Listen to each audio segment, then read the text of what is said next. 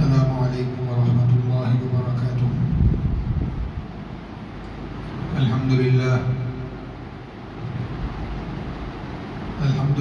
نحمده ونستعینه ونستغفره ونؤمن به ونتوکل علیہ ونعوذ باللہ من شرور انفسنا ومن سیئات اعمالنا من يهده الله فلا مضل له ومن يضلله فلا هادي له ونشهد أن لا إله إلا الله وحده لا شريك له ونشهد أن سيدنا ونبينا ومولانا محمدا عبده ورسوله أما بعد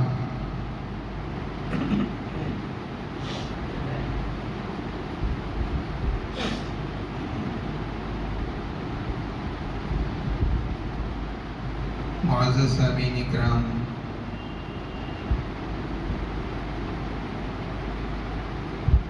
حضرت جابر بن سلیم رضی اللہ تعالیٰ عنہ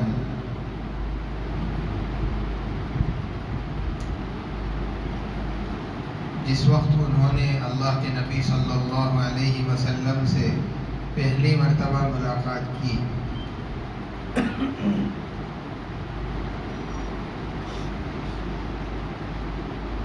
اس واقعے کو انہوں نے بیان فرمایا۔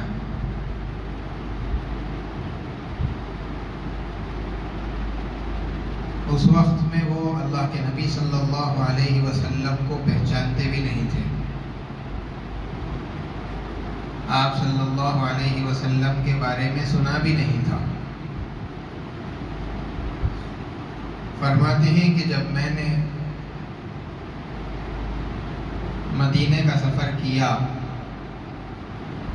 میں نے وہاں پر دیکھا کہ ایک صاحب ہے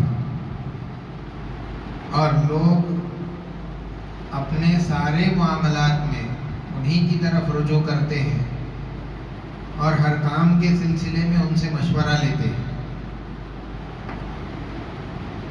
اور جو بھی مشورہ وہ صاحب دے دیتے ہیں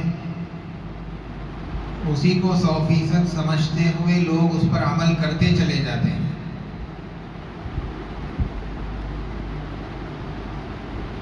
حضرت جابر بن سلیم رضی اللہ تعالیٰ عنہ نے لوگوں سے پوچھا کہ یہ صاحب کون ہے؟ لوگوں نے بتایا کہ یہ اللہ کے نبی صلی اللہ علیہ وسلم ہے۔ حضور صلی اللہ علیہ وسلم کا تعارف ہونے کے بعد حضرت جابر رضی اللہ تعالیٰ عنہ اللہ کے نبی صلی اللہ علیہ وسلم کی خدمت میں آئے اور آ کر کے آپ کو سلام کیا، علیک السلام۔ انہوں نے اللہ کے نبی علیہ السلام کو علیک السلام کہنے کے ذریعے سے سلام کیا۔ اللہ کے نبی صلی اللہ علیہ وسلم نے جب ان کے یہ کلمات سنے تو آپ صلی اللہ علیہ وسلم نے فرمایا کہ تم السلام علیکم کہا کرو، علیک السلام مت کہو، اس لیے کہ علیک السلام یہ مردوں کا سلام ہے۔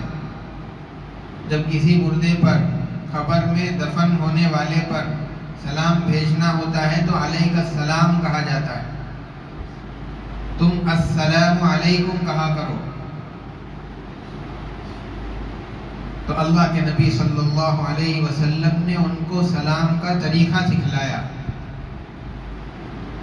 اور پھر ساتھ ساتھ ایک اور سبق اللہ کے نبی علیہ السلام نے ان کو دیا۔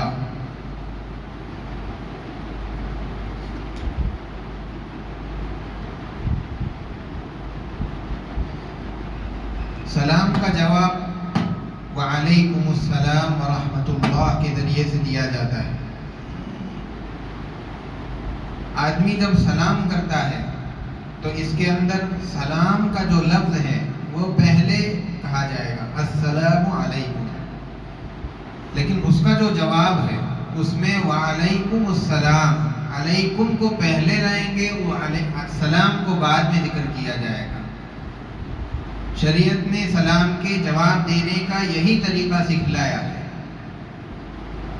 اس میں ایک خاص نقطہ اس بات کی طرف اشارہ کرتا ہے آدمی کو ان الفاظ کی، اس کلام کی رعایت رکھنی چاہیے جو اللہ کے نبی صلی اللہ علیہ وسلم نے سکھلایا ہے، جیسے سکھلایا ہے، جس طریقے سے سکھلایا ہے۔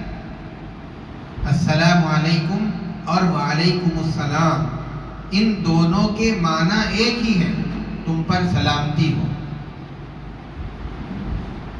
لیکن شریعت کے اندر جس طریقے سے احادیث کے مضامین، اس کے مفہوم اور اس کے جو معانی ہیں، جس طریقے سے یہ مطلوب اور مقصود ہے، ایسے ہی اللہ تبارک و تعالیٰ نے اور اللہ کے رسول صلی اللہ علیہ وسلم نے جو الفاظ اور جو کلمات سکھلائے ہیں وہ بھی مطلوب اور مقصود ہے۔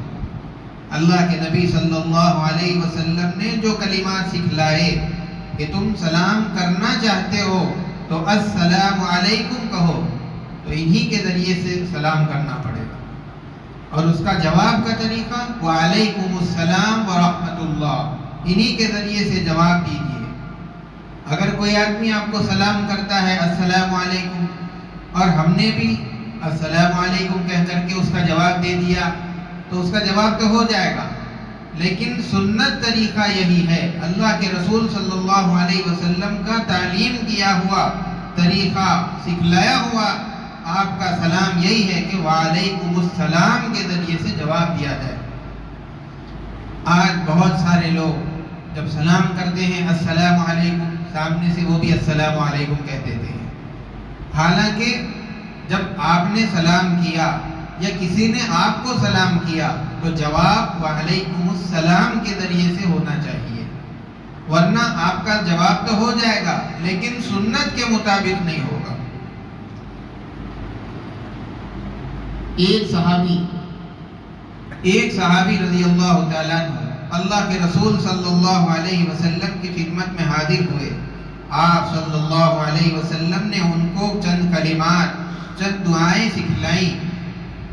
اس کے اندر ایک کلمہ یہ بھی تھا آمنت بکتابک الذی انزلت وبنبیک الذی ارسلت۔ اللہ کے رسول صلی اللہ علیہ وسلم نے اس میں نبی کا لفظ استعمال فرمایا، وبنبیک الذی ارسلت۔ اب اس کے بعد ان کو سکھلا دیا اور وہ اپنے علاقے کے اندر چلے گئے۔ کچھ عرصہ گزرنے کے بعد اللہ کے رسول صلی اللہ علیہ وسلم کا اور صحابی کا آمنا سامنا ہوا۔ اللہ کے رسول صلی اللہ علیہ وسلم نے ان کو پہچان لیا کہ یہ تو وہ صاحب ہے جس کو میں نے دعا سکھلائی تھی۔ ان کو بلوایا اور بلا کر کے ان سے کہا کہ میں نے جو دعا آپ کو سکھلائی تھی مجھے سنائیے، آپ اس کو پڑھ رہے ہیں نہیں پڑھ رہے ہیں؟ اللہ کے رسول صلی اللہ علیہ وسلم نے ان سے کہا تھا کہ رات کو سونے کے لیے جب بستر پر جاؤ تو یہ دعا پڑھ لینا۔ اب وہ صحابی دعا سنانے لگے اور انہوں نے سنایا آمنت بکتابک الذی انزلت وبرسولک الذی ارسلت۔ نبی کی جگہ انہوں نے رسول کا لفظ کہا۔ اللہ کے رسول صلی اللہ علیہ وسلم نے سکھلایا تھا وبنبیک الذی، اور وہ صحابی نے سنایا وبرسولک الذی۔ رسول اور نبی ان میں زیادہ فرق نہیں ہے، لیکن اللہ کے نبی صلی اللہ علیہ وسلم نے اس صحابی سے کہا کہ جو الفاظ میں نے تم کو سکھلائے تھے وہ سناؤ، اپنی طرف سے بدلنے کی ضرورت نہیں ہے۔ حالانکہ نبی اور رسول دونوں اللہ کے پیغمبر کو ہی کہا جاتا ہے، لیکن اللہ کے نبی علیہ السلام نے وہ کلمہ نہیں کہا تھا رسول کا، اسی لیے آپ نے پسند نہیں فرمایا اس بات کو کہ میرے کلمے کو بدل کر کے نبی کی جگہ پر رسول کہہ دیا جائے۔ تو اس لیے شریعت کے اندر جس طریقے سے حدیث کا مفہوم اور مضمون مقصود ہوتا ہے، مطلوب ہوتا ہے، ایسے ہی اللہ کے رسول صلی اللہ علیہ وسلم اور اللہ تبارک و تعالیٰ نے جو کلمات، جو الفاظ، جو کلام سکھلایا ہے اس کے مطابق ہی ہم کو پڑھنا چاہیے اور عمل کرنا چاہیے، اپنی طرف سے اس کے اندر کوئی رد و بدل کرنے کی اجازت نہیں ہے۔ الغرض حضرت جابر بن سلیم رضی اللہ تعالیٰ عنہ جب اللہ کے رسول صلی اللہ علیہ وسلم نے ان کو سلام کا طریقہ بتایا کہ آپ السلام علیکم کے ذریعے سے سلام کریے۔ انہوں نے پوچھا کہ اے اللہ کے نبی، کیا آپ اللہ کے حق رسول ہیں؟ کس خدا کے پیغمبر ہیں؟ اللہ کے رسول صلی اللہ علیہ وسلم نے اپنا تعارف کرانا شروع کیا۔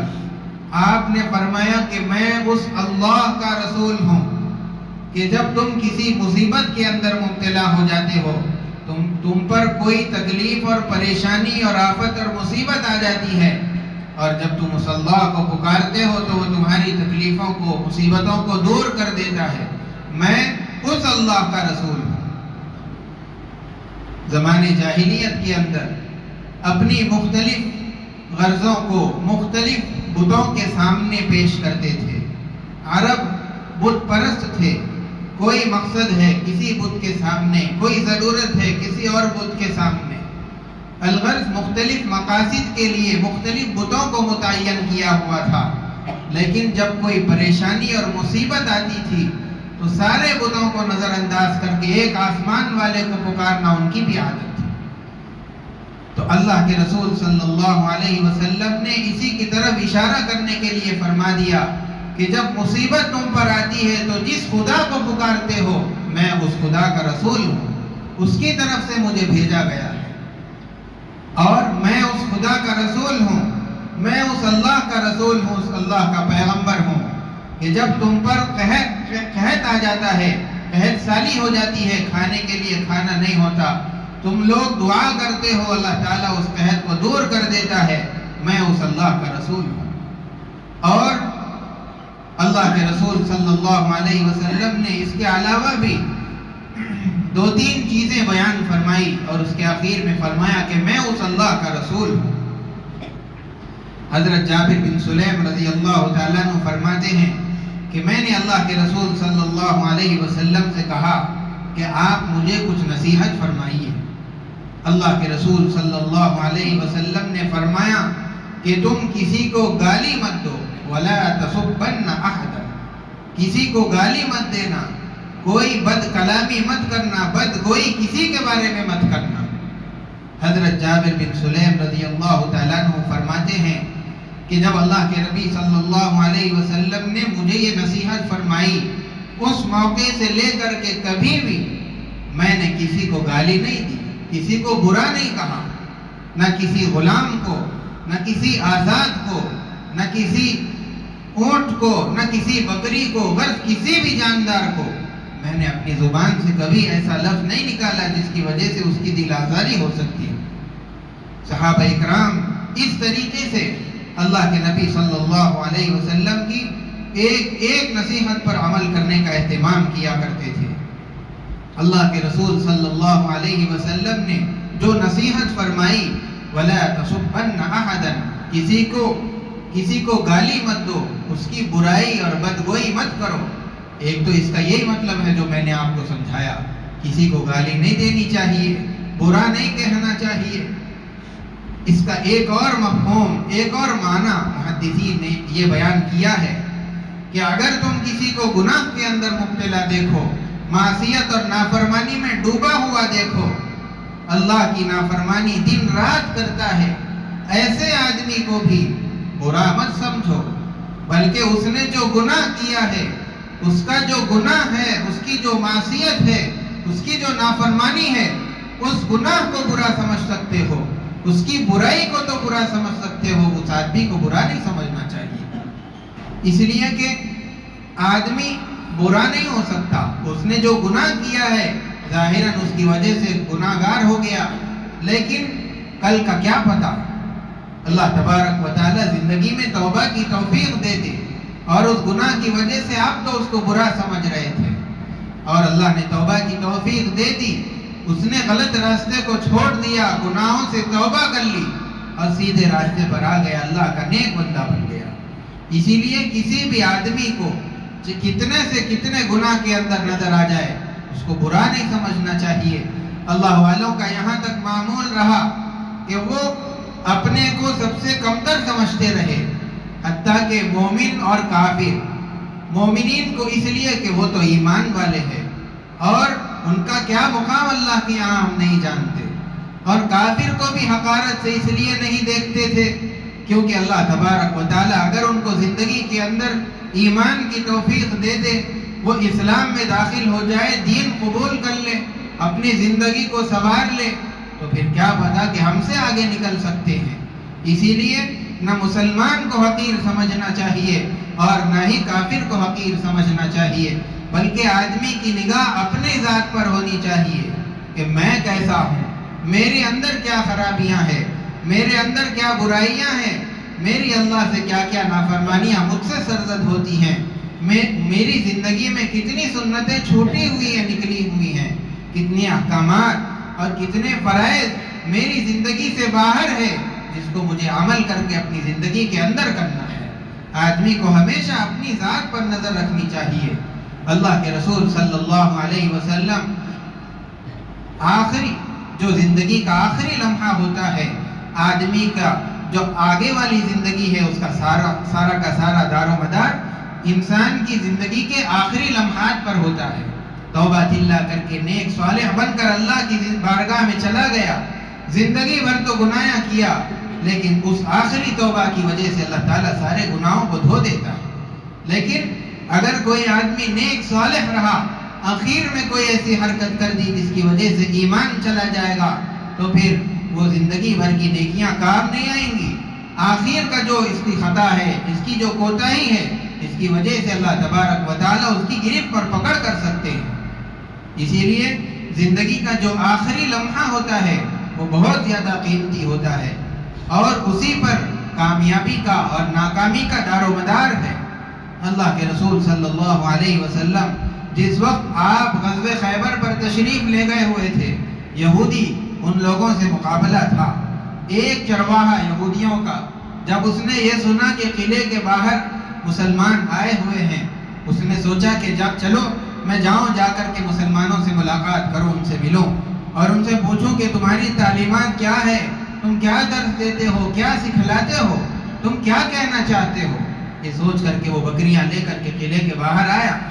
صحابہ اکرام رضوان اللہ تعالیٰ علیہ مجمعین سے اس نے پوچھا کہ تمہارے سردار کہاں پر ہے۔ انہوں نے ایک خیمے کی طرف اشارہ کر دیا اور اس کو بتایا کہ اس خیمے میں چلے جاؤ، ہمارے آقا اس کے اندر قیام کر رہے ہیں۔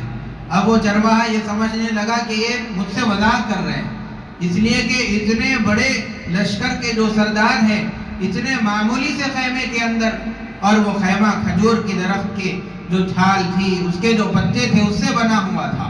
اب اس کے ذہن اور دماغ کے اندر یہ تصور تھا کہ اتنے بڑے سردار ہیں اور اتنے بڑے علاقوں کے بادشاہ ہیں، تو ان کا رہن سہن بھی اسی انداز میں ہوگا۔ الغرض وہ خیمے کے اندر داخل ہو گیا، اللہ کے رسول صلی اللہ علیہ وسلم سے ملاقات کی اور اس نے پوچھا کہ آپ کی کیا دعوت ہے، آپ کیا کہتے ہیں۔ اللہ کے رسول صلی اللہ علیہ وسلم نے اس کے سامنے اسلام کی اور ایمان کی دعوت پیش کی۔ اب اس غلام نے یہ پوچھا کہ اگر میں آپ کی بات مان لوں تو مجھے کیا مرتبہ ملے گا اور مجھے بدلے میں کیا حاصل ہوگا۔ اللہ کے رسول صلی اللہ علیہ وسلم نے فرمایا کہ اگر تم ایمان لائے تو تم ہمارے بھائی ہو جائیں گے اور ہم تمہیں گلے سے لگائیں گے۔ اب وہ غلام حیران ہے کہ یہ بادشاہ مجھ سے کہہ رہا ہے کہ گلے سے لگائے گا، کہاں ان کا مرتبہ اور کہاں میرا مرتبہ۔ لیکن اللہ کے رسول صلی اللہ علیہ وسلم نے اس کو اطمینان دلایا۔ اس غلام نے اللہ کے رسول صلی اللہ علیہ وسلم کے کہنے کے مطابق کلمہ پڑھا، اشہد ان لا الہ الا اللہ واشہد ان محمدًا عبدہ ورسولہ، دائرہ اسلام کے اندر داخل ہو گیا۔ اس کے بعد اللہ کے رسول صلی اللہ علیہ وسلم سے اس نے یہ بھی پوچھا تھا کہ میرے بدن کے اندر سے بدبو آتی ہے اور میں تو ایک کالا کلوٹا غلام ہوں، مجھے آپ کس طریقے سے قبول کریں گے۔ اللہ کے رسول صلی اللہ علیہ وسلم نے فرمایا کہ تمہارے بدن کی جو بو ہے، خراب بو جو آ رہی ہے، اس کو خوشبو سے اللہ تبارک و تعالیٰ تبدیل کریں گے، اور تمہارا جو کالا چہرہ ہے اس کو سفیدی سے اللہ تعالیٰ بدلیں گے۔ اب وہ اسلام کے اندر داخل ہو گیا۔ اس نے اللہ کے رسول صلی اللہ علیہ وسلم سے پوچھا کہ اب میرے لیے اس وقت کیا کام ہے۔ آپ صلی اللہ علیہ وسلم نے فرمایا کہ تمہارے لیے تم نے اس وقت اسلام قبول کیا کہ یہ نماز کا وقت بھی نہیں ہے کہ تم سے کوئی نماز پڑھوائی جائے، اور یہ کوئی روزے کا بھی وقت نہیں ہے کہ تم سے روزہ رکھوایا جائے۔ اب کوئی عبادت چل رہی ہے تو وہ جہاد فی سبیل اللہ کی عبادت چل رہی ہے۔ اس نے کہا کہ میں اس جہاد کے اندر شریک ہو جاؤں گا، لیکن جو بھی آدمی اس کے اندر شریک ہوتا ہے اس کے لیے 2 ہی راستے ہوں گے، یا تو یہ کہ وہ شہید ہو جائے گا یا پھر فتح پا کر کے واپس آئے گا۔ میں جانے سے پہلے ایک بات آپ سے کہنا چاہتا ہوں، آپ میرے سلسلے میں ایک ضمانت لیجئے کہ آپ نے جو جو وعدے کیے اللہ تبارک و تعالیٰ میرے چہرے کو سفید کریں گے اور میرے بدن سے جو بدبو پھوٹتی ہے اس کو خوشبو کے اندر تبدیل کریں گے۔ آپ اس کی ضمانت لے لیجئے، پھر اس کے بعد میں جانے کے لیے تیار ہوں۔ اللہ کے رسول صلی اللہ علیہ وسلم نے کہا کہ میں اس بات کی ضمانت لیتا ہوں۔ اب وہ آدمی چلا گیا۔ اللہ کے رسول صلی اللہ علیہ وسلم نے اس کے جانے سے پہلے اس کو یہ کہا تھا کہ تم چرواہے ہو، تمہارے پاس جو یہود کی بکریاں ہیں اس کو واپس کر کے آؤ، اس لیے کہ یہ تمہارے پاس امانت ہے۔ غور کیجئے، اللہ کے رسول صلی اللہ علیہ وسلم جس سے مقابلے کے لیے آئے ہوئے ہیں ان کی بکریاں انہی کا آدمی لے کر کے حضور کے پاس آیا ہے۔ چاہتے تو اس کو اپنے پاس رکھ لیتے اور مال غنیمت سمجھ کر کے سارے صحابہ میں تقسیم کرتے، لیکن نہیں، اللہ کے رسول صلی اللہ علیہ وسلم نے امانت کا خیال کیا اور اس کو ساری بکریاں واپس کروائیں۔ پھر وہ جب آدمی آیا جہاد کے اندر شریک ہو گیا، غزوہ ختم ہوا، صحابہ اکرام ایک جگہ پر اکٹھا تھے۔ اللہ کے رسول صلی اللہ علیہ وسلم دور سے دیکھ کر کے ان کے پاس گئے، ان سے پوچھا کہ کیا ہوا، بھیڑ کیوں لگائے ہوئے ہو؟ صحابہ نے بتایا کہ جتنے شہداء تھے ہم نے ان کو جمع کیا، لیکن ایک آدمی ایسا ملا جس کو نہ انصار پہچانتے ہیں نہ مہاجرین پہچانتے ہیں، ہم میں سے نہیں ہے۔ لیکن کون آدمی؟ اللہ کے رسول صلی اللہ علیہ وسلم نے جب دیکھا تو فرمایا کہ اس کو تم نہیں پہچانتے، میں اس کو جانتا ہوں، یہ یہودیوں کا وہ غلام ہے جو میرے پاس آ کر کے اسلام قبول کیا اور جنگ کے اندر شریک ہوا اور پھر شہادت کا جام نوش کیا۔ اللہ تبارک و تعالیٰ سیدھے اس کو جنت الفردوس کے اندر داخل کر دیے ہیں، اور میں دیکھ رہا ہوں کہ فرشتے اس آدمی کو غسل دے رہے ہیں اور اللہ تبارک و تعالیٰ اس کے بدن کی جو خراب بو ہے اس کو خوشبو کے اندر تبدیل کریں گے، اور اس کا جو کالا کلوٹا بدن ہے اس کو سفیدی کے اندر تبدیل کریں گے۔ غور فرمائیے، آخری لمحات صرف ایک سجدہ بھی نہیں کیا، نہ ایک روزہ رکھا، نہ کوئی عبادت کی، صرف آئے اور اسلام کے اندر داخل ہوئے، تلوار لے کر کے جا کر اللہ کے رسول صلی اللہ علیہ وسلم کے اشارے پر اپنی جان کو اللہ کے راستے میں قربان کر دیا۔ تو آخری جو زندگی کا لمحہ ہوتا ہے، یہ لمحہ آدمی کا بہت زیادہ قیمتی ہوتا ہے۔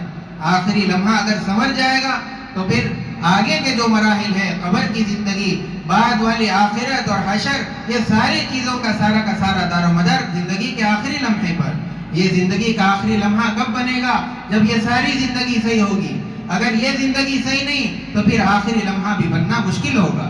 اسی لیے اپنی ساری زندگی کو سنوارے تاکہ یہ آخری لمحہ سدھر جائے، اور اس کی بنیاد پر آگے کی ساری زندگیاں جو قبر کی زندگی ہے، حشر کی زندگی ہے، اور اس کے بعد ہمیشہ ہمیشہ کی جنت کی زندگی ہے، وہ سارے کی سارے سدھر جائے۔ اسی لیے اپنی زندگیوں کو سنوارنا ہے۔